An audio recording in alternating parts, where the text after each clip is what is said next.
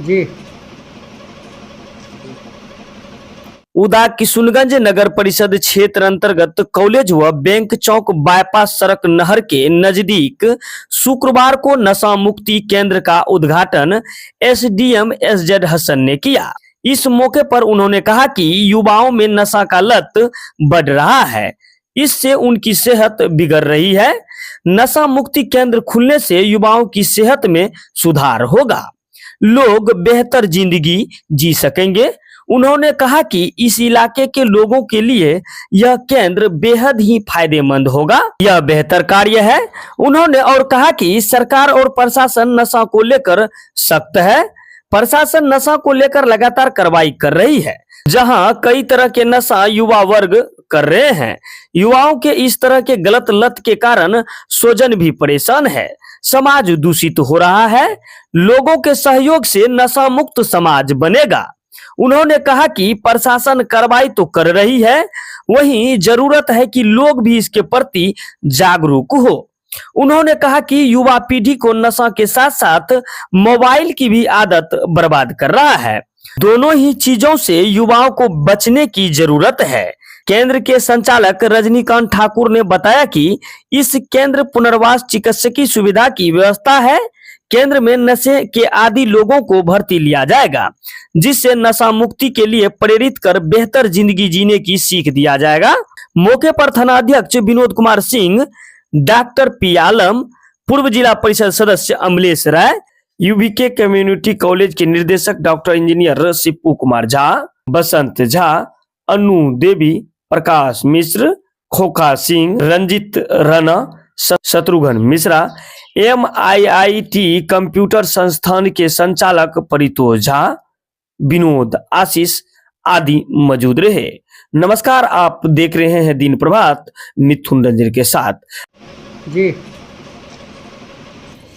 देखिए, सबसे पहले रजनीकांत बाबू को बहुत बहुत शुभकामनाएं और बधाई कि उदा किशुनगंज अनुमंडल में नशा मुक्ति केंद्र, जहां पुनर्वास की व्यवस्था है, रहने की व्यवस्था है, ठहरने की व्यवस्था है, इलाज की व्यवस्था है, इसका शुरुआत हुआ है, शुभारंभ हुआ है। और ये बड़ा चीज़ है इस क्षेत्र के लिए। जो आज की युवा पीढ़ी है, दो चीज़ से बड़ा परेशान है, एक तो नशा और एक मोबाइल एडिक्शन भी आप कह सकते हैं। जो आज की आयु है 12 साल से लेकर आप शुरू कर दीजिए बच्चों में, और 22 साल, और ख़ास करके नशा का लत 16 साल जब हाई स्कूल में बच्चे जाते हैं, तो 16 साल से लेके 22 साल के बच्चे जो विद्यार्थी हैं, जो नहीं है विद्यार्थी, ये दोनों लोग नशा का सेवन में लिप्त होते जा रहे हैं। और नशा का भी प्रक्रिया बहुत बदल गया है। टैबलेट के माध्यम से, ड्रग्स के माध्यम से, अन्य प्रकार के विभिन्न प्रकार के नशीली चीज़ का उपयोग कर रहे हैं, और जिस कारण से परिजन परेशान है। हम बहुत सारे परिजन को, उनके गार्जियन को व्यक्तिगत रूप से जानते हैं कि वो इतना परेशान है कि चाहे वो नौकरी पेशे वाले लोग हों, व्यवसाय करने वाले लोग हों, ये दोनों आदमी अपनी नौकरी व्यवसाय का पूरा उसका बिजनेस ठप हो गया है अपने बच्चों को सुधारने में। क्योंकि जब नशा का सेवन लोग करते हैं, हर बच्चों के लिए भविष्य की इच्छा होती है अपने परिजन का कि हमारा बच्चा कुछ अच्छा करे, इंजीनियर बने, डॉक्टर बने, IAS बने, IPS बने। लेकिन अब इस चीज़ से आप समझ लें कि जब बच्चे सेवन में लिप्त हो जाएंगे तो पूरा सपना चूर हो जाता है माता पिता का, और जो आयु रहती है वो आयु भी उस अवस्था में नहीं रहती है कि बच्चे को फिर दोबारा खड़ा किया जा सके। और समाज में जो एक पहले चलन था कि कोई बच्चे गली में बैठे हुए हैं बगैर किसी मतलब के, या कोई झुंड बना के किसी पान दुकान, चाय दुकान पर कहीं है पाया गया तो अड़ोस पड़ोस के लोग डांट देते थे, वो चीज़ भी अब समाप्त हो गया अपने समाज में। अब उनके परिजन को बुरा लग रहा है या उस बच्चे को बुरा लग रहा है, तुरंत थाने में आवेदन दे रहा है कि मेरे बच्चे को डांट दिया। स्कूल में सख्ती होती है, तुरंत लोग आवेदन दे देते हैं। तो उससे क्या हो रहा है कि आपका बच्चा अनियंत्रित हो रहा है। जो ऊर्जा है उस बच्चों का सही दिशा में प्रयोग ना होकर खेल के मैदान में होना चाहिए, किताबों में होना चाहिए, स्कूल कॉलेज में होना चाहिए। अब वो बच्चा का ऊर्जा दूसरे दिशा में जा रहा है, और जिस कारण से हमारे समाज में निश्चित रूप से धीरे धीरे ये बड़ा बृहद रूप लेते जा रहा है।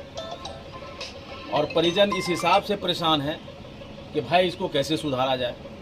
अब जिस तरह से लोग लिप्त हो जाते हैं नशे में, तो इसके लिए परिजन इनको सिल्लीगुड़ी ले जा रहे हैं, कलकत्ता ले जा रहे हैं, पटना ले जा रहे हैं, अन्य अन्य जगहों पे ले जा रहे हैं। अब वहाँ ले जा करके इनका इलाज कराना चाहते हैं। लेकिन आप इस चीज़ को जानिए कि कितना खर्च होता है वहाँ पे आप ले जा के रखेंगे, उनके रहने सहने की व्यवस्था है, समय समय पे साइकियाट्रिस्ट को दिखाने की व्यवस्था है, अन्य सारी व्यवस्थाएं होती रहेगी समय समय पर।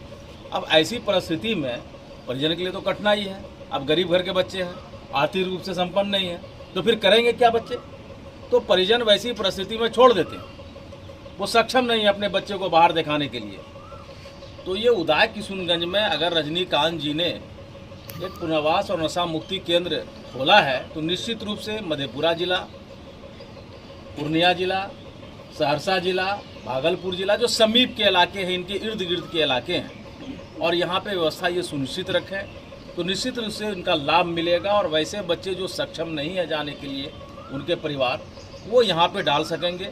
और डालने के बाद अगर यहाँ पे 2 महीना 3 महीना इनको यहाँ रख दिया जाएगा, तो वो यहाँ पे उनमें निश्चित रूप से सुधार आएगा और स्वस्थ होके जाएंगे, और एक माहौल भी और वातावरण भी बनेगा। ये जिम्मेवारी बड़ी है इनकी। जिम्मेवारी बड़ी इसलिए है कि जो बच्चे आएंगे और नशा का सेवन करते हैं, तो उनको इलाज भी जरूरी है, क्योंकि तुरंत उनको छोड़ना पड़ेगा। यहाँ पे सुविधा नहीं उस तरह का है कि उनको कहीं से कुछ मिल जाएगा। तो वैसी परिस्थिति में वो डॉक्टर जो जानकार हों, वो साइकियाट्रिस्ट या जो मनोवैज्ञानिक डॉक्टर हैं या MBBS डॉक्टर हैं, जो नशा से संबंधित ट्रीटमेंट करते हैं, थेरेपी देते हैं, तो वो सब यहाँ पे इनके पास होना चाहिए। उसका बाजाबता आप लिस्ट रखें, मेनू बनवाएं और उसका पालन करें। जो SOP है, नशा मुक्ति केंद्र का जो SOP है, उसका पालन करें। आपने अच्छा प्रयास किया है। जहाँ पे पूर्व से चल रहा है वहाँ भी आपको विजिट करना चाहिए, सिल्लीगुड़ी में, कलकत्ता में, पटना में, दिल्ली में, वहाँ पे आखिर कितना बेहतरीन व्यवस्था और सुविधा यहाँ पे दे सके, जिससे कि बच्चा जल्द से जल्द ठीक हो जाए।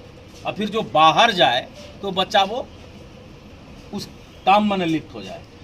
और साथ ही जो बच्चे के परिजन हैं, जो आएंगे जाएंगे, सुरक्षा व्यवस्था होनी चाहिए, क्योंकि बच्चा बाहर से कहीं भाग न जाए। तो लगातार ऐसे लोग यहाँ पे रहें जो कि पूरा उनको देखें कि आपस में लड़ न जाए, झगड़ न जाए, भिड़ न जाए। तो ये प्रयास करें आप, हमारी शुभकामना है। अनुमंडल प्रशासन, जिला प्रशासन, बिहार सरकार नशा के विरुद्ध है और लगातार अभियान चल रहा है। इसके लिए विभाग बन गया है और चाहता है कि आम लोगों में इसकी जागरूकता बृहत पहुंचे और जागरूकता से इसका सुधार हो। तो जागरूकता के और प्रशासनिक सहयोग जितने भी अपेक्षित होगी, आपको हम लोग करेंगे, निश्चित रूप से करेंगे। इस काम में आप आगे बढ़िए। आपको पुनः बधाई, शुभकामना। और साथ ही जो यहाँ पे मीडिया के साथी, मीडिया के बंधु हैं, इनको भी बहुत बहुत बधाई, क्योंकि मीडिया से ही जुड़े हुए हैं रजनीकांत बाबू। तो आपको भी बहुत बहुत बधाई। इसको आप आगे लेके बढ़िए और समाज को स्वच्छ बनाइए वातावरण में, कि ताकि आगने वाला ज़िंदगी बड़े आराम से लोग जी पाए और परिवार और परिजन को भी शांति मिले। बहुत बहुत धन्यवाद।